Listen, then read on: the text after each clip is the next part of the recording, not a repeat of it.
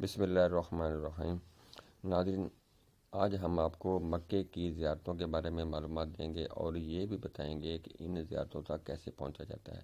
سب سے پہلے جب آپ سن حرم میں موجود ہوں گے تو سن حرم سے آپ نکل کر باب السلام دروازے کی طرف جائیں۔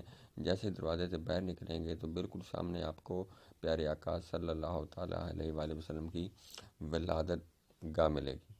اس ولادت گاہ کی زیارت کرنے کے بعد آپ اپنے الٹے ہاتھ کی طرف سیدھے چلتے جائیں گے تو آگے ایک پل آئے گا، پل کے نیچے سے ہوتے ہوئے سیدھا جائیں گے تو آپ کے الٹے ہاتھ پر ہی مسجد جن آئے گی۔ یہ سڑک کے کنارے کے اوپر ہے مسجد جن سے جب آپ سیدھا جائیں گے تو آگے ایک چوک بنے گا، اس چوک کے الٹے ہاتھ پر آپ کو ایک قبرستان ملے گا جس کو جنت المالا کہتے ہیں۔ یہ سڑک کے دونوں طرف ہے، بہت ہی پرانا قبرستان ہے جہاں ہزاروں انبیاء، ہزاروں اولیاء، صحابہ کرام، صحابیات یہاں پر آرام فرما رہی ہیں۔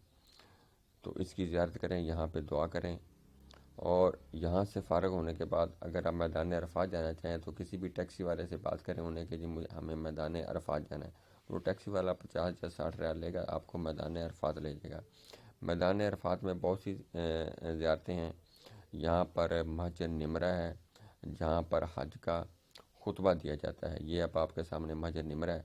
مسجد اس کے علاوہ یہاں پر جبل رحمت ہے جہاں پر حضرت آدم علیہ السلام اور حضرت اماں حوا علیہ السلام کی توبہ قبول ہوئی تھی، یہ جبل رحمت ہے۔ جبل رحمت کے لیے یہاں پر مینا کا میدان بھی ہے جہاں پر خیمے لگے ہوتے ہیں، ہزاروں خیمے لگے ہوتے ہیں جہاں پر حاجی چند دن قیام کرتے ہیں۔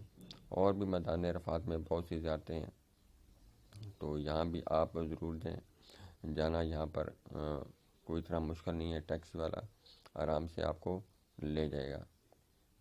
اس کے علاوہ میدان عرفات میں آپ کو جو شیطان ہوتے ہیں جن کو کنکریاں مارتے ہیں وہ بھی آپ کو وہاں پہ دیکھنے کو ملیں گے، اور جہاں پر حاجی قربانی کرتے ہیں وہ بھی مقام آپ کو دیکھنے کے ملے گا۔ اور یہ آپ کے سامنے جبل نور ہے جہاں پر اس پہاڑ کے اوپر غار حرا واقع ہے جہاں پر پیارے آقا صلی اللہ تعالیٰ علیہ وآلہ وسلم عبادت کیا کرتے تھے، تو اس کی بھی آپ زیارت کریں۔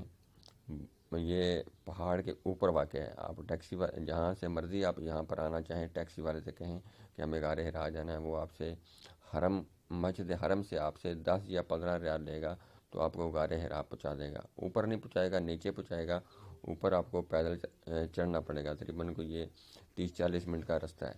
اور اس کے بعد یہ غار ثور ہے۔ غار ثور بھی مکہ کے قریب ہی واقع ہے۔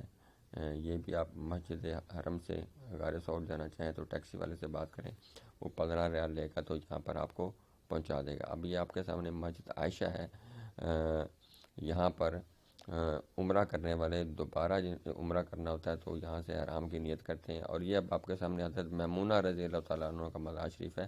یہ مسجد عائشہ سے تقریباً 8-10 کلومیٹر آگے اسی سڑک پر واقع ہے جہاں پر مسجد عائشہ واقع ہے۔